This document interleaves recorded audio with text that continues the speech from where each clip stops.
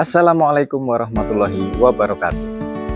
Jumpa lagi dengan channel Peternak Indo, channel yang membahas tentang seputaran ternak ruminansia bersama saya, Dr. Hewan Huda Hindrayana. Pada video ini, saya akan membahas rahasia mencetak petet super. Saya akan membahas rahasia perkembangan rumen petet pada usia 0 hingga 3 bulan untuk memastikan agar petet ini mampu tumbuh dan berkembang secara optimal dan petet terhindar dari masalah seperti pot belly. Pot belly ini merupakan kondisi membesarnya perut petet secara abnormal atau orang awam menyebutnya dengan perut buncit. Sobat ternak, ketika petet itu baru dilahirkan, fungsi pencernaannya itu masih seperti hewan monogastrik, yang artinya rumen pada petet ketika itu belum bekerja aktif secara sepenuhnya. Pakan yang diberikan untuk petet ini berupa susu. Susu yang dikonsumsi oleh petet itu akan melewati rumen dan langsung masuk ke abomasum dan berakhir di usus dan terjadilah penyerapan di situ.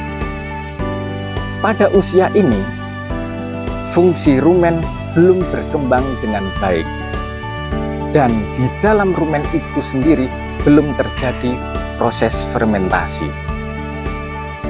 Mikroba-mikroba yang ada di dalam rumen ketika petet itu baru dilahirkan, jumlahnya itu masih sedikit sekali.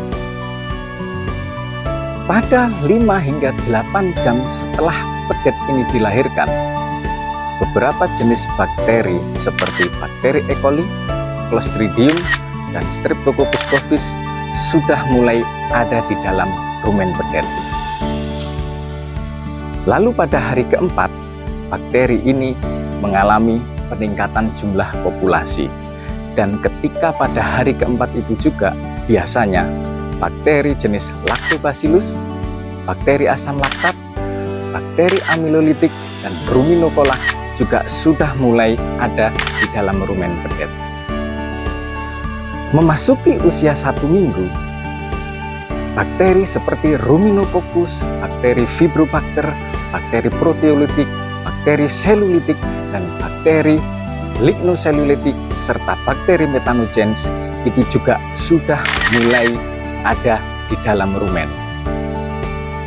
Kemudian memasuki usia 3 minggu, mikroba jenis protozoa non-patogen ini itu juga sudah mulai ada di dalam rumen petet.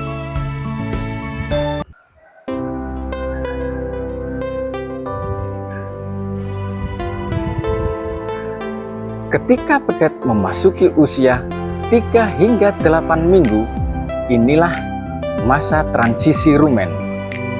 Masa transisi rumen ini merupakan masa yang sangat kritis bagi rumen dan masa yang sangat kritis bagi petet. Masa transisi rumen itu merupakan masa-masa peralihan rumen menuju menjadi rumen sejati. Pada usia 3 hingga 8 minggu ini, petet mulai dikenalkan dengan pakan berupa hijauan ataupun creep feed. Pakan berupa creep feed ini merupakan pakan jadi yang sudah diformulasikan khusus untuk kebutuhan petet. Pakan creep feed ini mengandung serat yang tinggi dan kaya akan energi. Salah satu tujuan memperkenalkan pakan hijauan atau creep feed ini adalah untuk mempercepat tumbuhnya kolonisasi mikroba yang ada di dalam rumen.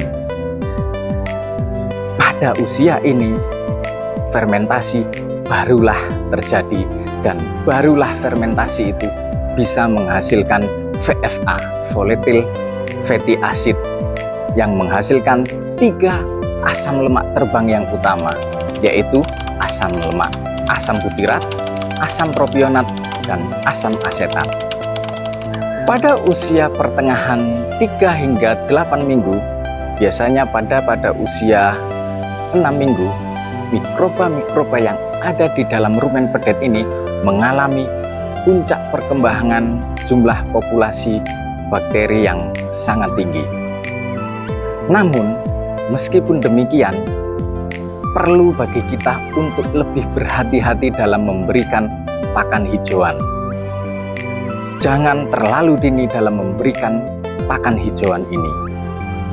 Karena jika rumen pedet ini belum siap, seringkali mengakibatkan pot belly pada pedet. Jadi, dalam memberikan pakan hijauan ini perlu dilakukan dengan jumlah yang sangat sedikit secara bertahap untuk memastikan apakah rumen ini sudah berjalan dengan baik atau belum. Ada dua hal yang sangat penting untuk menjadi perhatian. Dua hal ini seringkali luput dari perhatian kita semua. Yang pertama adalah pemberian probiotik ketika pedet itu memasuki usia 3 minggu. Pemberian probiotik setiap hari. Pemberian probiotik yang premium.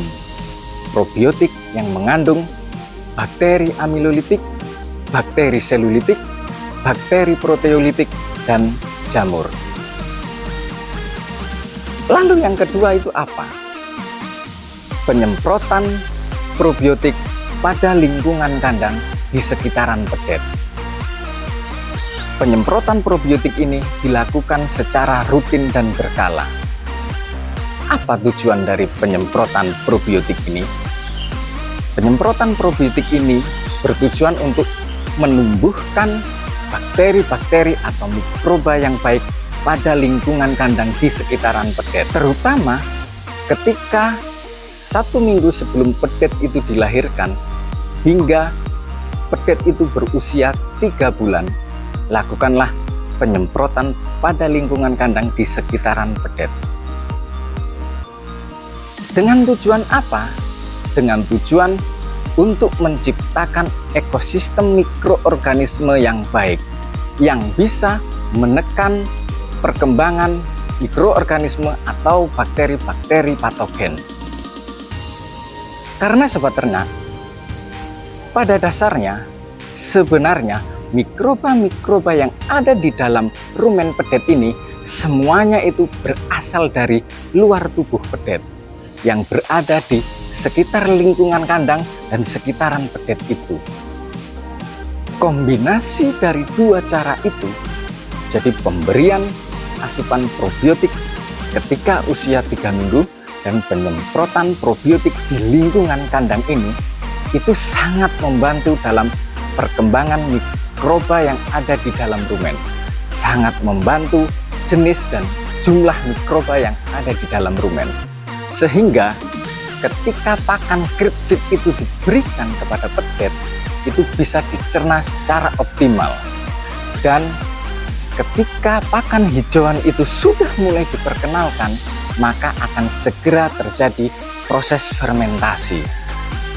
Sobat ternak, ketika pedet mulai memasuki usia 8 minggu ke atas atau pada usia 2 bulan ke atas, pedet ini sudah menjadi ruminansia sejati. Artinya, rumen ini sudah aktif bekerja dengan baik. Dan mikroba-mikroba yang ada di dalam rumen ini sudah siap untuk melakukan proses fermentasi. Ketika CRIPFIT ataupun hijauan ini difermentasi di dalam rumen, maka akan menghasilkan VFA. Salah satu asam lemak terbang yang penting dalam hal ini adalah asam butirat. Asam butirat ini memiliki peranan yang sangat penting untuk perkembangan sel-sel epitel rumen. Salah satu fungsi dari asam butirat ini adalah untuk merangsang pembelahan sel-sel epitel rumen dan membantu untuk pertumbuhan serta pemanjangan papila-papila yang ada di dalam rumen. Ketika papila-papila yang ada di dalam rumen ini berkembang dengan baik, maka akan meningkatkan potensi penyerapan nutrisi sehingga sangat mendukung untuk pertumbuhan dan perkembangan pedet secara optimal. Sobat ternak, jika asupan Gripfit dan probiotik tidak diberikan, atau jika hijauan ini diberikan terlalu awal dan berlebihan, papila rumen tidak akan tumbuh dengan baik. Dan hasilnya, pedet akan mengalami kesulitan dalam memanfaatkan energi dari hasil fermentasi yang bisa menyebabkan pedet mengalami pot belly atau perut buncit.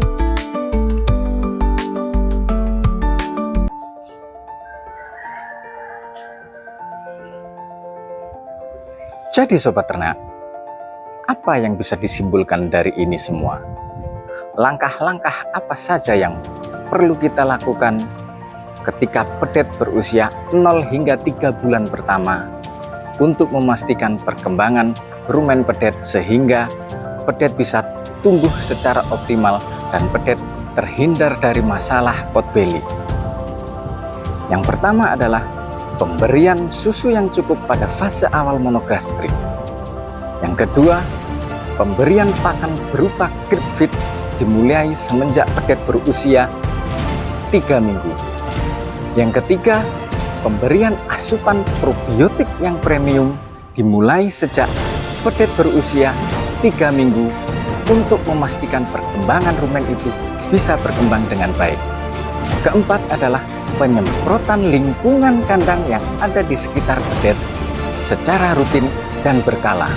Dan yang kelima, pemberian pakan hijauan dengan jumlah yang sedikit secara bertahap.